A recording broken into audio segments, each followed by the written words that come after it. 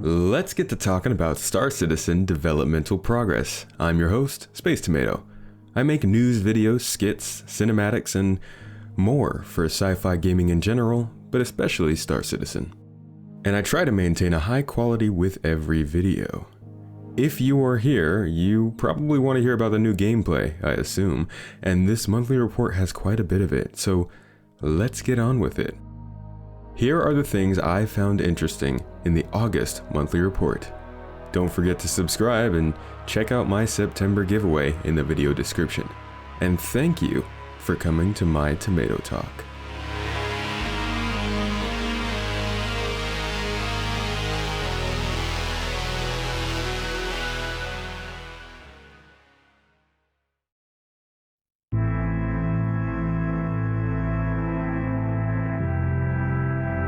In ship AI, the accuracy system was improved so that rather than alternating between hit and miss states while shooting at you, the skill level of an AI will factor into how rapidly the gunner moves to a vector that means a hit is more likely. The vector will always be changing due to a dynamic variable that takes into account things like your movement, the AI movement, etc. This should make for a lot more variety in AI encounters based on where you are and who you're going after. In social AI, the bartender functionalities have begun the process of being ported over to all vendor AI, so that the world can be quickly populated with more interactive characters, as was the original point of the bartender tech in the first place. Why can't anyone put things back where they found them? It's not my job to pick up after you. For general AI, the team added the functionality for AI to pause during their patrol routes if something takes their attention away, and resume when they need to.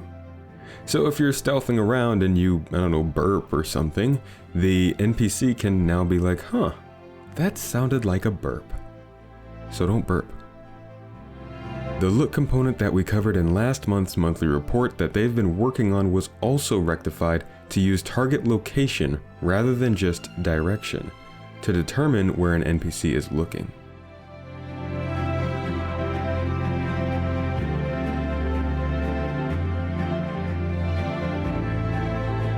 Animation spent the month working on object and throwable animations, knockdowns, and knockbacks, as well as a few new weapons. They also worked on AI interactions and female faces and emotes, which is very good. There hasn't been enough development for female character art and animation, in my opinion.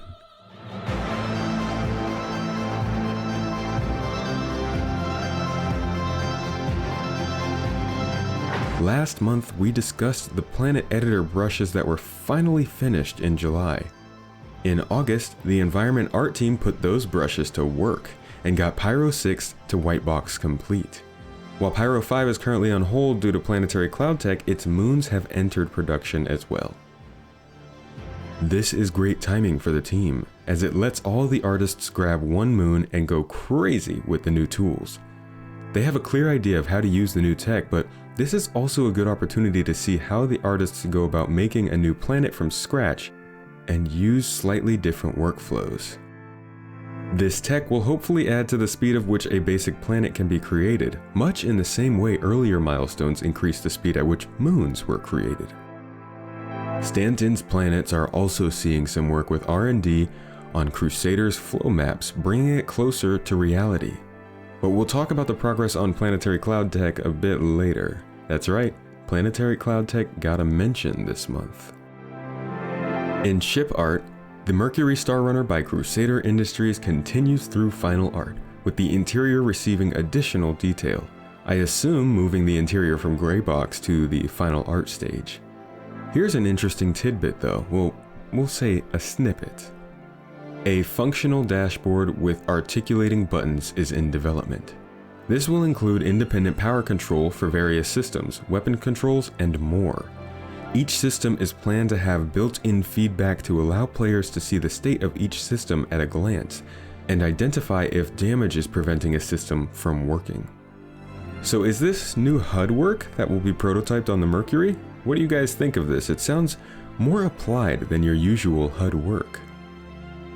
The Crusaders Hercules saw its habitation areas enter the final art stage, with progress continuing all across the interior as well.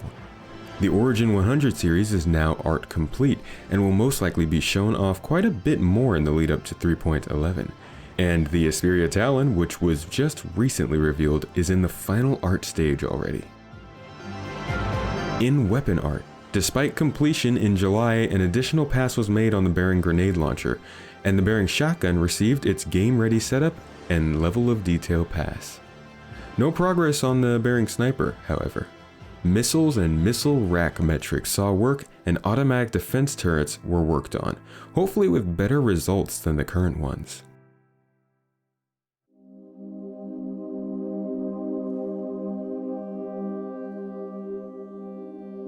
The audio team worked on the Bearing BR2 shotgun, balancing the sci-fi and ballistic sounds as well as the ambience, music, and walla of the cargo and refinery decks planned for space stations in the coming updates. Walla is crowd noise, by the way, not the moon. Music transitions were also improved based on in-game activity, and the 100i saw sound effects worked on. Grenade sound effects were also worked on, and ship damage reactions is currently seeing work on the audio side to provide the player with more feedback.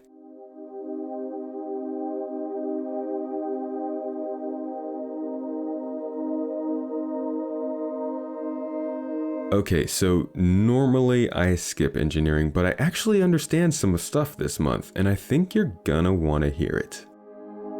While there were some interesting bits about SDFs being used to determine interior G-force reactions and work on the Gen 12 renderer, which will hopefully improve overall performance of the game loading process, we also got to hear about some intermediate performance improvements here. They also started to look into DX 11.1 API support for binding CBs using offsets for intermediate performance improvements until Vulcan ships. Which, by the way, kinda sounds like Vulcan support is a ways off. However, the real tomato juice of the engineering section is this. R&D into volumetric clouds continued, and detailed plans for experiments and next steps were drafted. The initial setup for the volumetric cloud render environment was completed. Code was restructured to allow it to be shared between planet atmosphere and volumetric cloud shaders, and the initial pass and injection of cloud raymarch results into the unified atmosphere raymarcher was implemented. Right, so basically I think what this means is finally we are getting some information on planetary gas cloud tech, which is different from the spacescaping gas tech we've seen. We know creating dynamic flowing clouds that look good and making them react to temperature and humidity while wrapping them around spherical maps has been difficult, to say the least. So it's nice that they are finally feeling confident enough to tell us something about it, as both Crusader and Pyro 5 are waiting for this tech to enter the game.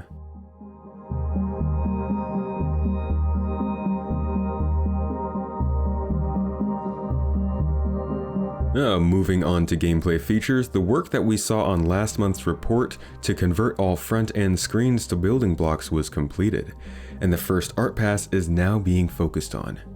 New displays in the verse. Hallelujah. And the cargo hauling profession is finally looking to be made into a fully interactive and exhilarating profession. Cargo haulers will ultimately need to monitor their cargo, checking to make sure it's stable and in good condition while they travel. Beginner haulers will need to check things like temperature while hauling food, whereas experienced haulers may need to check the stability of volatile shipments. We feel the new design will be a great update for the profession and look forward to seeing the reactions from citizens when it comes online. In addition, the team is finally working on the reputation system. This is the other major currency of Star Citizen. It will allow you to take on different roles, interact with different groups. It will even, you know what, I'll just make a video about this soon where I'll talk all about this. It's a big deal though, and here's what the report had to say about it. Citizens will soon have reputation score that changes as they complete missions or tasks around the universe. The system will allow players to earn perks through reputation games and will tie into player perks. It will also add support for NPC organizations and their rankings. The team also created a new service to track reputation so that it won't roll back when they push a new build and wipe the databases. The vehicle feature team spent a considerable amount of time working on some game-changing quality of life improvements that I think everybody will celebrate, including showing which hangar a player's ship is in after it's spawned from an ASOP terminal. Oh my...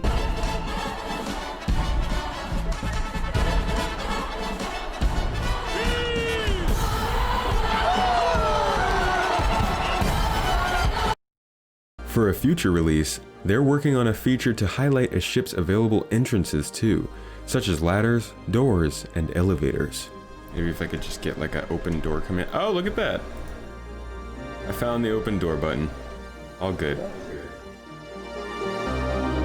Work on docking also continued in August.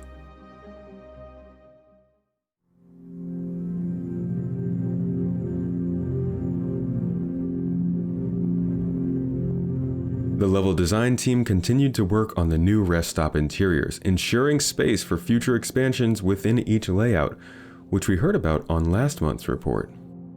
Orison, our very own cloud city, has transitioned from white box to the gray box stage.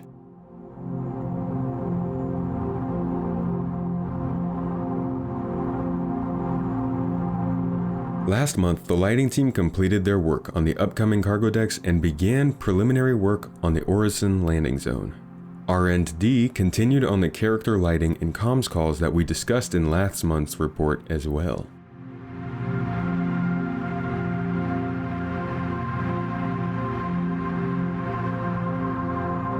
The narrative team continued to develop the smaller details surrounding the Orison landing zone, and new mission contracts, journal entries, and item names and descriptions were finished.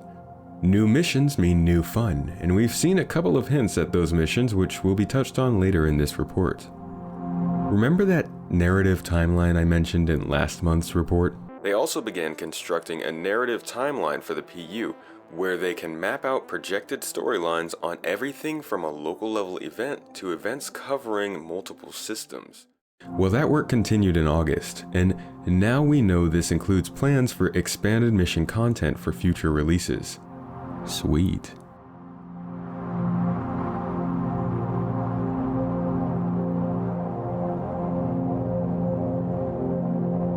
Cargo deck props and containers saw plenty of work throughout August, along with more branding and dressing. A new set of screens were made to support the building blocks conversion of the elevator screens, which are planned to be much more functional and easy to use. A new set of volatile cargo assets was also kicked off. There will be 3 types based on visual feedback. The props team also worked on some of the existing trolley props to allow them to work with the upcoming push and pull feature, which will be needed to cart around our cargo.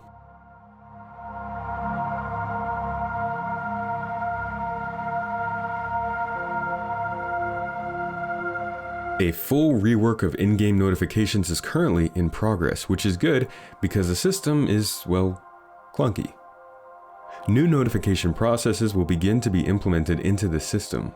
My biggest wish list item for this segment is for a screen to host all notifications past and present and allow us to act on them right there.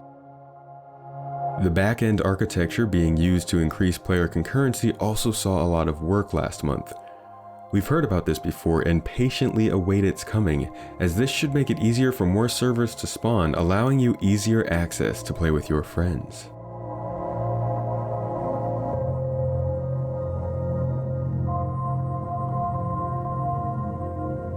CIG shared some interesting info on UI this month that I think anybody who has been following closely already knows. Most visual teams now have an embedded UI artist who will work with the team on upcoming features that require UI. This was the entire point of the building block system, which was released to the public last year. This allows for UI to be developed across the company without much slowdown. The actor feature UI team polished the inner thought and external inventory systems, the latter of which we have seen a little bit of in the past, and I think could possibly be an addition to the 3.11 update. we'll have to see in the next few weeks. Feature-wise, the UI team continued creating new designs for the reworked star map, which I speculated about in a recent video after seeing the July monthly report.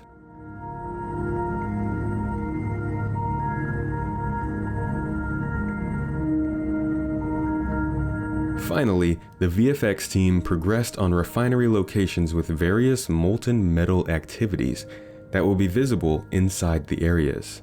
Capital ship movements also saw some VFX work, and the fire propagation system, which we've been seeing for months now, saw work on syncing VFX between the client and the server. Pre-production tasks were completed for the new upcoming weapons, the Origin 100 series, and the new refinery stations.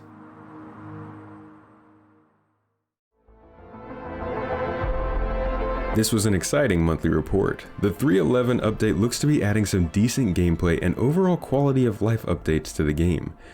And looking further ahead definitely shows that there are some significant changes to the game over the next year. Making these videos each month really helps me to see how features progress across the teams over their life cycle, and I hope they're helping you to see the same. Let me know what you enjoyed seeing this month, and make sure to check out the report yourself for the full review. Come join my Discord if you'd like to discuss what we went over here today and find a friendly and inviting gaming community to hang out with. And join me on Twitch Monday, Wednesday, and Friday to keep up with my thoughts, chat, and play the game with me. Finally, don't forget I have giveaways running at all times on Twitch and here on YouTube, so make sure to check out the current giveaway in the video description. You could win yourself an Anvil Pisces as well as access to Star Citizen. Thanks again for watching this video. I hope you decide to subscribe, and I hope to see you next time.